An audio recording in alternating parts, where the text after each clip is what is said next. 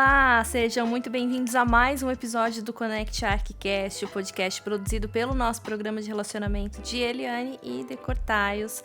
Você já sabe, pode acompanhar os episódios do Connect ArchiCast pelo Spotify, Deezer, também pode nos acompanhar pelo YouTube.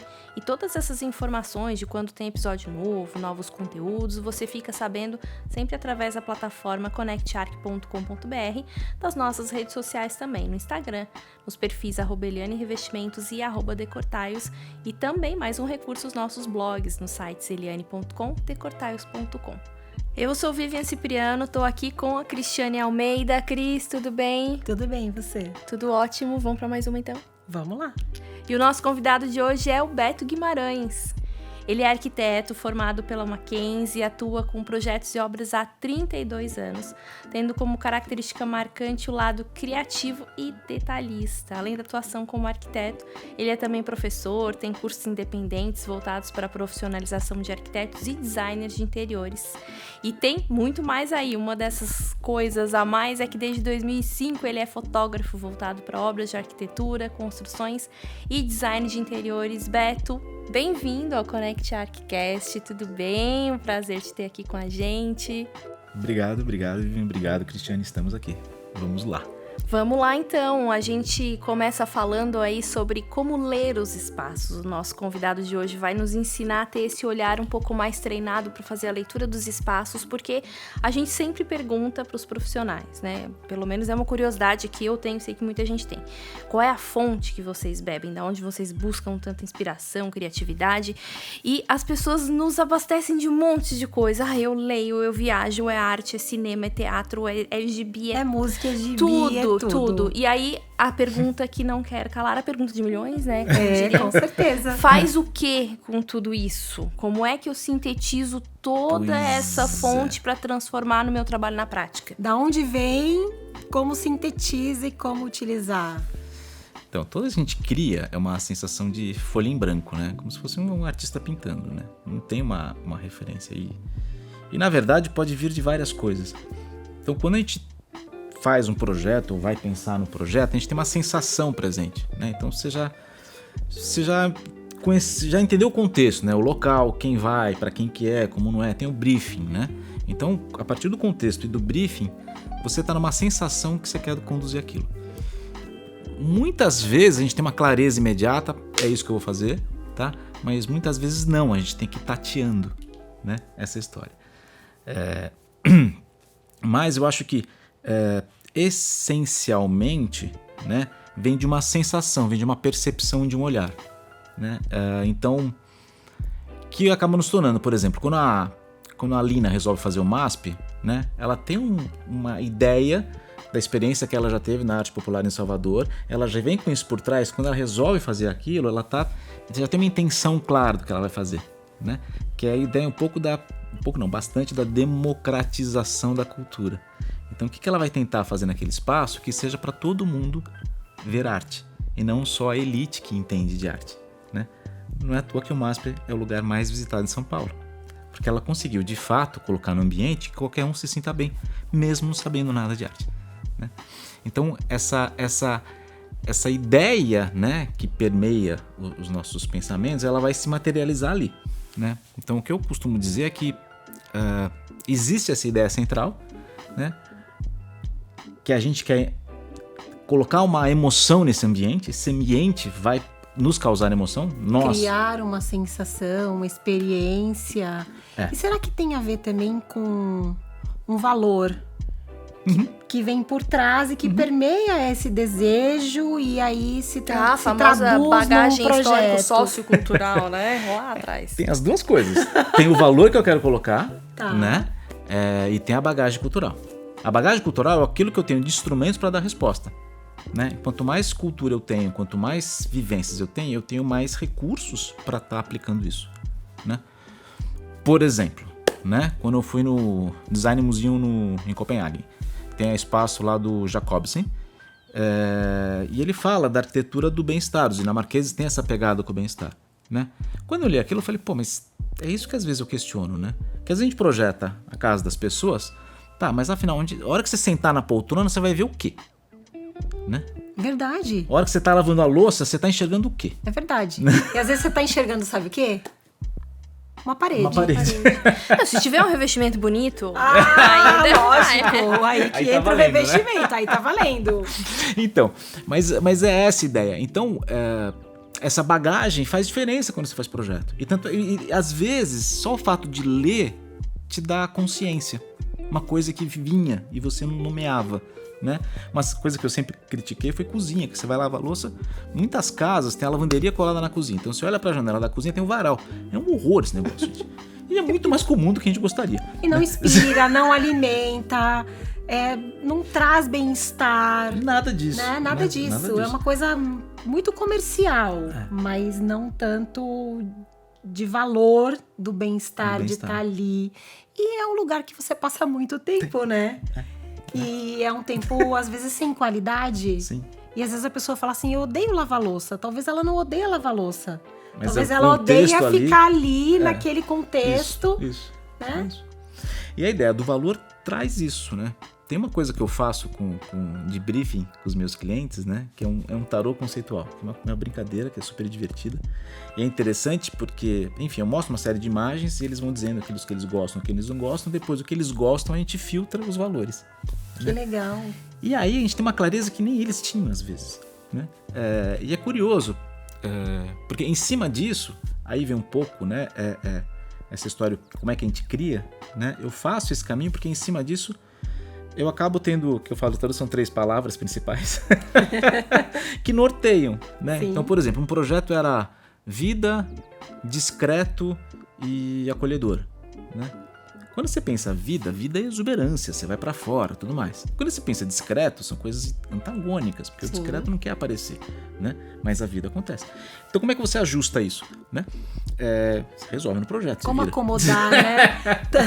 Tantas situações da vida em si, dentro do projeto. Esse é o desafio. Esse é o desafio. E aí que sai como a gente cria. E aí né? tem que ter bagagem. Porque se não tiver bagagem, você não consegue. Fica pobre. Então é uma costura, é uma junção de várias coisas, né? Mas eu acho que a bagagem é fundamental, ler coisa boa é fundamental. A gente com o celular a gente tem uma experiência muito sensacional, a quantidade de informações que a gente tem. Mas eu acho que 70% que a gente vê é lixo, né? Também. E esse podar continuamente, né? A gente vai indo, quando vê, tá 10 minutos olhando uma coisa, pelo amor de Deus, né? O que eu tô fazendo aqui? É o poder de síntese, não é? Como é que tu faz esse filtro? Qual filtro, exatamente? Esse filtro com esse acúmulo de informações que tu recebe, celular, como é que tu percebe isso aqui é válido, isso aqui é lixo? Na tua experiência mesmo? Então, tem coisa que é superficial e tem coisa... Normalmente, eu gosto da figura do iceberg, né? Que a gente tem uma camada que a gente enxerga em cima e o resto tá... Então, quando a gente vê a camada superficial, se tem fundamento tudo aquilo, é bacana, nisso eu vou, né? Porque eu sei disso, eu encontro o fundamento das coisas. Vamos lá. Para mim é tudo uma questão de contexto, né?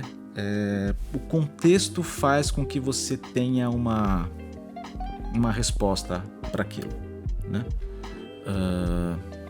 Como é que eu posso citar um exemplo aqui? Por exemplo, o Niemeyer, ele é um arquiteto sensacional, mas ele fazia muito o que uma professora minha falava de arquitetura de pasto, né? Que é derruba tudo e faz o que eu quero fazer. Perfeito. Né? Porque a experiência dele em Brasília foi isso, não tinha nada. Então ele acabou criando dessa maneira e, né, o elemento, a construção dele tem que ser a principal aparecendo ali. Então ele tinha essa característica. E assim foi um pouco a obra dele, né?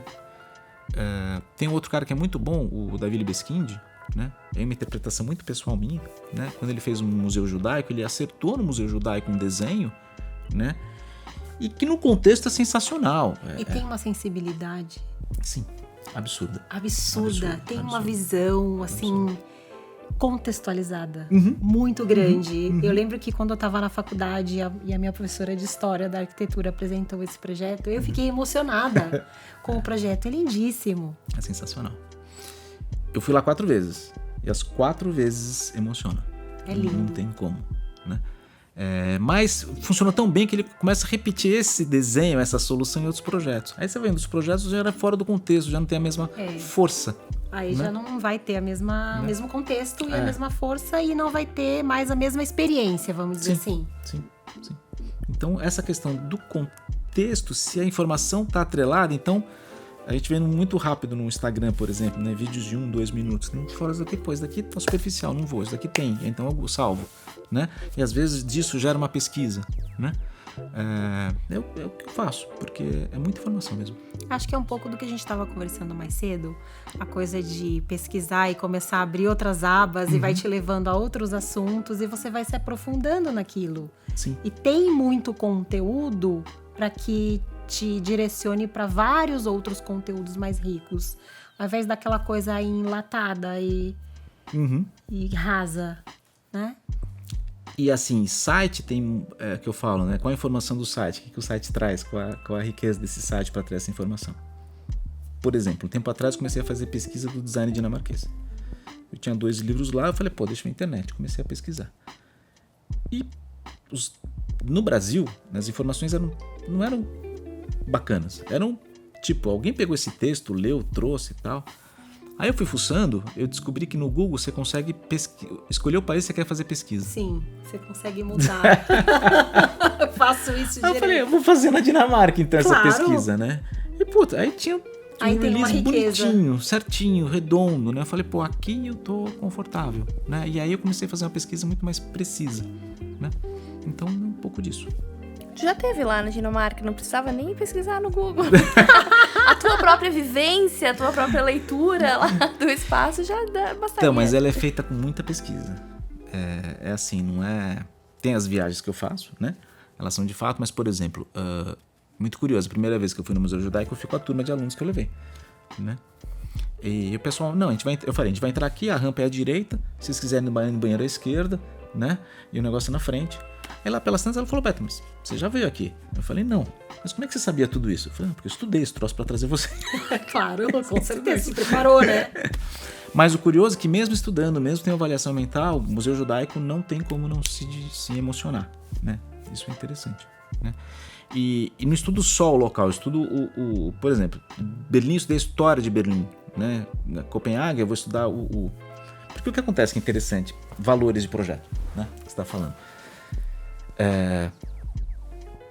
Quando nós projetamos, vamos lá, eu, Beto, brasileiro, paulistano, tenho um pensamento diferente de alguém que nasceu em Salvador, por exemplo, né? Porque essa cultura local, então temos um filtro diferente. Sim, né? Você tem um ponto de partida, algo que você recebeu e você está enxergando com a sua ótica. A partir desse filtro. A partir desse filtro. Que vem da sua cultura, da sua criação, enfim, de todas as experiências que você viveu até ali. Exatamente. Né? E aí, para entender como o dinamarquês projeta, né, é legal entender a cultura deles. Né? Então eu vou estudar a cultura deles. Né? Então os dinamarqueses, por exemplo, eles têm a lei de Jante, que é a diferença... uma sociedade voltada para o bem-estar social. O bem-estar social, você não pode ter muita diferença de hierarquia explícita. Então eles vão preferir a bicicleta ao carro. Por quê? Carro diferente vai dar mais diferença social. Né? É uma coisa que eles andam de bicicleta. O pessoal fala, pô, lá é plano, mas chove 70% do tempo. Verdade. Mas eram vikings, então eles saem na chuva. O que é uma chuva para um viking? Vai embora. Mas é pautada nisso. Então, os espaços, eles vão repercutir isso, né? O dinamarquês, eles têm uma confiança no outro de 85%, se eu não me engano. Né? Então, e é bizarro que você tá andando na rua, tem um carrinho de bebê, com um bebê dentro, né? Na porta da loja? Na porta do café, da padaria. Aí você toma um susto, fala, quem largou essa criança Alguém aqui? Abandonou esse bebê. Aí você vê a mãe tá lá dentro, né? Mas por quê? Uma relação de segurança com quem... A sociedade é segura, né? Pra você ter uma ideia, a primeira vez que a gente foi lá, eu fui com a turma, tinha chega de viagem, mala, bolsa, essas coisas, você fica meio desnorteado, né? Nos 2 primeiros dias, 5 vezes esqueceram o celular. iPhone, bacana, né? As 5 vezes estavam no mesmo lugar. Assim, uma hora a gente sentou pra tomar sol numa cadeirinha de praia que tem lá na frente da biblioteca. Aí uma das alunas tirou, botou do lado, né? Vambora, esqueceu lá, né? 15 minutos a gente voltou. Aí a moça que tava sentada lá falou, não, eu tirei do sol, botei na sombra. Só pra não estragar. Ainda cuido do celular. Porque é outra sociedade, cultura, é outra cultura. Sociedade, é outro contexto. Então isso passa, né? Isso se traduz no design, se traduz nos projetos, se traduz também na leitura dos espaços. Sim, em geral. Outra coisa interessante, né, do design que você falou. Quando começou a Revolução Industrial, a gente tinha o mobiliário que era feito por manufatura, que era o marceneiro que fazia peça por peça, passou para a indústria, né? E a gente tem 2 expoentes aí que começam muito claramente. A Bauhaus na Alemanha, Sim. né, com a produção em escala disso. E na Dinamarca começou um movimento parecido também. Eles estão muito próximos, né? São fronteiriços. Não sei se é fronteiriços ou frontícios. Não sei. Desculpem. E aí, o alemão, que é muito mais racionalista, né? Ele vai ter essa fabricação industrializada com cantos de pegada de indústria. Sim. Né? A Dinamarca começa a ter essa discussão. E aí eles têm encontro dos carpinteiros, dos produtores de móvel, vão se encontrando em feiras. E eles chegam na discussão de que tudo bem, a gente vai industrializar, mas o acabamento final tem que ser manual. Né? Por quê? Eles têm essa cultura do ruga deles, né? Sim. Que é essa proximidade. E aí, enfim, eles começam a desenvolver uma história do mobiliário deles com esse acabamento manual. Do começo do século XIX, vai ganhar o mundo em 1950, na era de ouro do design dinamarquês, né? Que esse design ganha o mundo. Exatamente por quê? Desse acabamento manual. Porque no acabamento manual eu sei que alguém tocou aqui. Como alguém tocou aqui, é muito mais agradável encostar do que aqui. Porque né? tem outro significado. Porque aí você não tem só a questão da réplica, da produção em massa, do racional. Você tem aquela questão do aconchego, do cuidado, de que alguém tocou ali, de que, né, que alguém se preocupou, que cada móvel é único. Sim. E tem essa questão que a gente estava falando mais cedo, do vínculo, de você se relacionar com alguém, né? Através do objeto também, através dos espaços. E é exatamente isso. Né? Então, e essa é a diferença fundamental da cadeira dinamarquesa, que é esse acabamento manual, de você tocar, né, e se sentir acolhido. Muito legal, né? E esse é um dos princípios da cultura dinamarquesa, né? O acolhimento, o abrigo, né? O pertencimento. Então são coisas que ele está intrinsecamente ligado. Então, acho que a gente tem muito que aprender, então, com esse olhar que eles têm, para até aprender, né? Voltando tudo dentro do nosso tema, né? Vocês estão falando, eu estou aqui pensando, né? De como fazer essa leitura dos espaços. Talvez eles tenham uma clareza melhor de como ler os espaços, para que os espaços trabalhem a nosso favor também, né? O que eu acho, assim, como a gente viveu isso na pandemia, a gente teve que ficar em casa. Né? Eles, 3 meses do ano, eles têm que ficar em casa. O sol se põe 3 horas da tarde, gente. Sempre. É deprimente. E tem que ter soluções para isso, né? Criativas. Tanto é que as janelas, pela legislação, as janelas têm que ser altas para entrar muita luz. Porque no inverno entra pouco, senão a pessoa fica depressiva mesmo. Né? Isso é uma questão do contexto local. Sim. Não tem jeito. Aí já você vai a Salvador e as janelas não podem ser tão grandes, porque senão você cozinha. Então, assim, é uma questão de cultura, de contexto, de necessidades. E aí, olha que interessante, é um problema, soluções diferentes. Sim. Né? Como porque você falou aí. O contexto é outro. Porque o contexto é outro. Então, na Alemanha e na Dinamarca, o mesmo problema resultou em soluções diferentes. Né? Então, na pandemia, a gente viu isso, um boom que a gente imaginou que não tem mais trabalhos de design interiores, e todo mundo começou a mexer em casa. Porque começou a ficar em casa e viu quanto era ruim. Aqui não consigo viver, isso aqui preciso dar um jeito nisso. E começou a ter um monte de serviços de prestação de consultoria de decoração de interiores, porque era isso. O pessoal começou a perceber que não funcionava as coisas em casa. Que, na verdade, as pessoas não habitavam aqueles espaços. Exato, é isso. É isso. E aí, quando começou a usar, começou a ver que não estava bom. Então, tem muito disso. Então, na verdade, quando a gente projeta, voltando à pergunta inicial, né, essa página em branco que a gente tem, né, eu acho que toda essa bagagem ela vem à tona. E aí, eu gosto muito daquilo que emerge, essa resposta, entendeu? Porque eu estou numa situação, assim como os poetas falam, né, que eles escrevem melhor quando eles se transbordam, né? É um pouco isso. Vem essa sensação, vem essa emoção, você tem essa percepção e aquilo você precisa colocar para fora. E aí você se ancora em Por exemplo, o Davi Libeskind no Museu Judaico, ele foi numa uma partitura de música, Between Lines. Ele pegou essa referência, né? Além da história do todo o povo judaico, né? Por outras vezes, com o Paulo Mendes na Pinacoteca, eles não sabiam direito o que eles queriam, porque era um prédio, tava um prédio meio inacabado, com infiltração de água, o que a gente faz? Ele pegou o programa, ele falou, o programa desse lado não funciona, tem que ser por aqui. Enfim, em cima disso que resolveu a história, né? Então eu diria que não tem uma única coisa, né? Tem esse olhar do contexto, né? De o que a gente tem que fazer, né? Uma série de fatores, né? Você tem que resolver um problema, por exemplo, alguém tem que morar aqui neste lugar. Então, né, este é o problema. Tem uma necessidade, tem uma funcionalidade, tem um junto à questão estética, tudo. Agora, como é que a gente rompe, assim, ultrapassa essa primeira camada de olhar para um espaço e... este espaço é bonito, este espaço é, enfim, né? O que o arquiteto conclui quando ele olha para por exemplo, né? Você chega num museu, você citou aí, você chega num lugar e você tira suas conclusões, mas como é que um profissional rompe essa primeira camada, né? De encontrar alguma coisa além? Como é que você treina esse olhar? Para mim é composição, né? E eu sempre falo que é um pouco da antroposofia, né? A gente tem o sentir, o pensar e o querer fazer, né? Então essa percepção que a gente está tendo de alguma coisa, eu tenho que desenhar, eu tenho que rabiscar. Por isso um pouco o desenho à mão livre para o arquiteto é melhor, embora os alunos odeiem, né? Porque é uma linguagem direta, vai.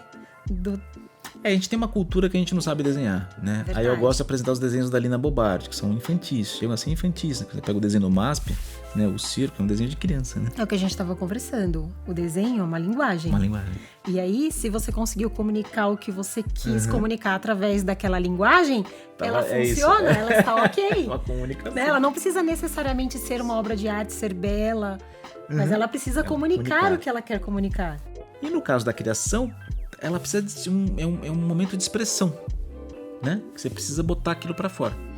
Depois que você põe para fora, você vai pro mental avaliar se aquilo que você desenhou tá de acordo com aquilo que você tava sentindo.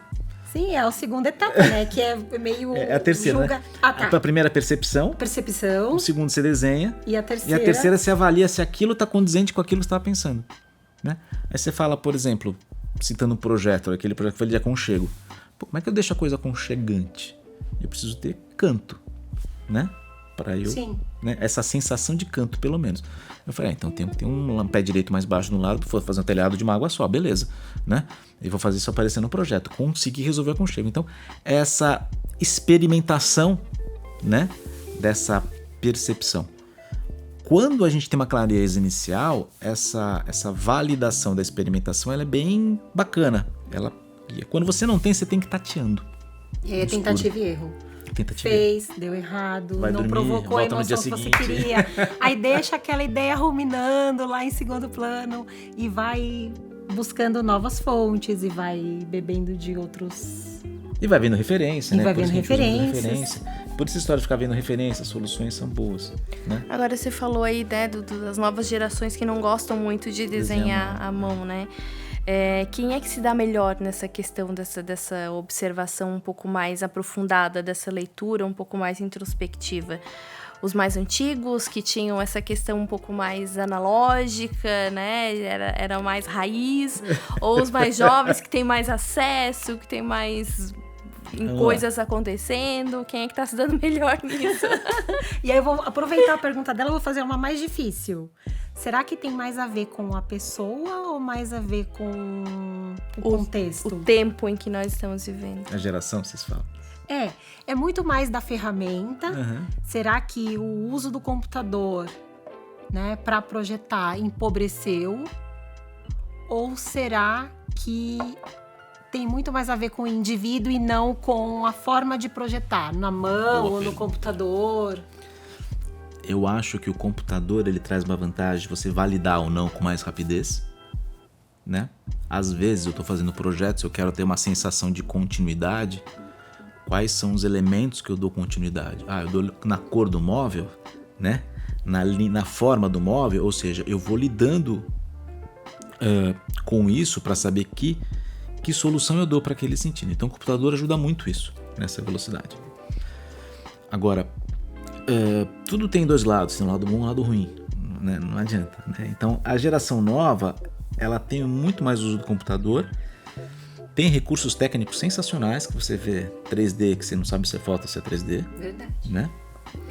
Mas às vezes tem muita coisa ruim nisso, que a composição não tá boa, né? Então o meu olhar é curioso, né? Eu fui me aprofundar em Gestalt de uma maneira tardia, foi dando aula, né? Porque na escola eu não tinha compreendido isso, não tinha.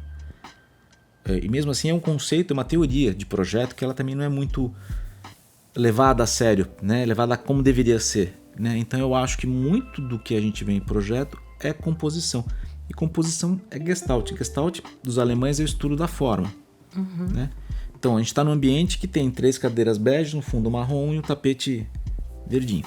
Se a gente trocar essas 3 cadeiras por vermelhas, a sensação do ambiente é outra, né? Se a gente colocar pretas, a sensação é outra. Então a Gestalt as partes formam um todo, mas esse todo tem um valor por si só. Então quando eu estou testando no projeto, se eu troco as cores, eu estou mudando o todo. Sim. Né? E é esse o caminho que eu acho que a gente faz muito dessa experimentação, né? E aí que o computador traz essa velocidade. Traz essa velocidade. Mas a minha vivência pessoal, por exemplo, o que eu percebi dos alunos, que existem 3 tipos de alunos que tem uns que fazem. Sai fazendo, depois vendo o que dá, né? É verdade. Tem aqueles que ficam pensando, e de repente fazem menos que o outro, mas sempre a solução é pensada. Mais assertivo. Tá? E tem a galera do sentimento, que demora, é uma eternidade. E aí, de repente, vem e resolve com 3 linhas o projeto e é lindo, né? E a pessoa, mas Beto, o pessoal fez tanta coisa, eu não fiz nada. Mas resolveu. Se desvaloriza, né? Porque o outro se matando de fazer. Mas a comparação é o ladrão da alegria, né? Mas são estilos diferentes, São né? estilos diferentes. Mas para você projetar legal, você tem que passar por essas 3 fases. Por isso que eu falo, você precisa sentir, colocar para fora fazendo e depois avaliar. Então, para mim, o grande segredo é esse contínuo looping eterno de você estar fazendo isso. E desde a concepção até os detalhes, né? Por isso a questão detalhista, né? Às vezes eu falo, você faz um projeto e... O Paulo Mendes tem isso, o detalhe do guarda-corpo não conversa com o resto, né? No caso, ele faz sempre o detalhe do guarda-corpo conversando com toda a ideia do que ele está por trás, né? E a galera nova não tem esse entendimento desse todo, né? A minha ideia, ela tem que estar presente em tudo. É na concepção do espaço, nas cores, nas texturas, na forma, no desenho. E outra coisa que eu sempre ensino é a escala da textura, que é uma coisa que eu aprendi muito tardio, né? Que é um pouco aqui, escala... aqui essa madeira atrás, ela tem um desenho, é o tamanho dessa textura, né? A gente no Brasil, a gente é mais tropical. Com certeza. Então, normalmente, a gente usa essas escalas de texturas grandes. Esse tapete, por exemplo, essa dimensão dessa textura, né?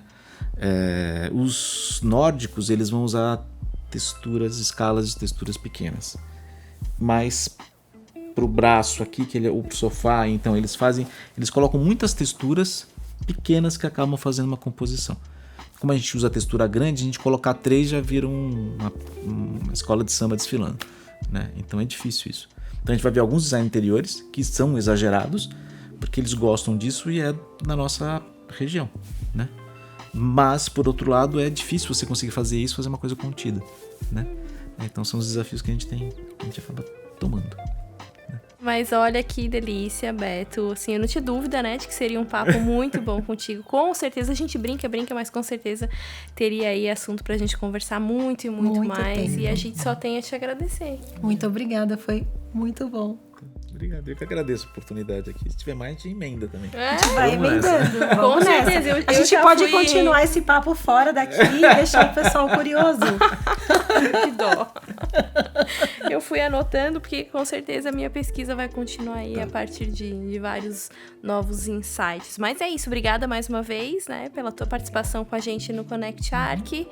Obrigada, Cris, pela companhia mais uma vez. Vida. Obrigada a todos vocês que estiveram com a gente até aqui. Obrigada pela companhia. E já sabe, pode nos acompanhar, né, nos nossos novos episódios de podcast. Você fica sabendo através do connectarc.com.br, nos acompanha pelo Deezer, pelo Spotify, nos assiste pelo YouTube também, para dar uma olhadinha aqui na gente, como é que a gente está conversando. E através das nossas redes sociais, as marcas, @Eliane Revestimentos, @Decortaios, os nossos blogs, eliane.com, decortaios.com. Então, não tem dificuldade aí de nos encontrar e saber quando surge conteúdo novo por aqui. A gente se vê nos próximos episódios do Connect Arccast. Até mais. Tchau, tchau.